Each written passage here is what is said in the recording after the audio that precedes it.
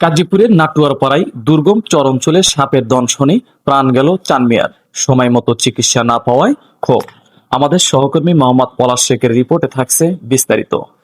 সিরাজগঞ্জের কাজীপুর উপজেলার পূর্বপাড়ের দুর্গম চরাঞ্চল নাটুয়ারপাড়া ইউনিয়নে সাপের দংশনে মোহাম্মদ চান মিয়া নামের এক ব্যক্তির মর্মান্তিক মৃত্যু হয়েছে। জানা যায়, রবিবার ৩রা মে দুপুর 12:30টার দিকে কুইসাবাদা গ্রামের বাসিন্দা চান মিয়া বীর সুন্দর এলাকায় কাজ করার সময় হঠাৎ সাপের দংশনে শিকার হন। পরে স্থানীয়রা তাকে দ্রুত উদ্ধার করে কাজীপুর উপজেলা স্বাস্থ্য কমপ্লেক্সে নিয়ে যান।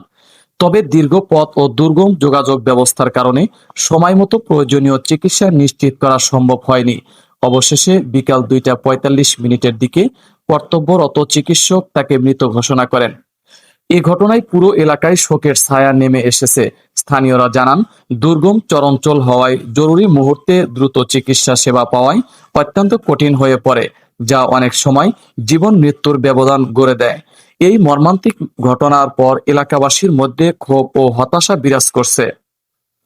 তাদের দাবি, দীর্ঘদিন ধরে প্রস্তাবিত যমুনা উপজেলা বাস্তবায়ন না হওয়ায় 6টি ইউনিয়নের মানুষ স্বাস্থ্যসেবা সহ বিভিন্ন মৌলিক সুবিধা থেকে বঞ্চিত হচ্ছেন।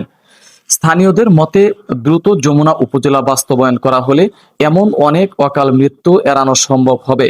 এদিকে এই দুঃখজনক ঘটনায় আমরা গভীরভাবে শোক প্রকাশ করছি এবং মরহুম চান মিয়ার রুহের মাগফিরাত কামনা করছি।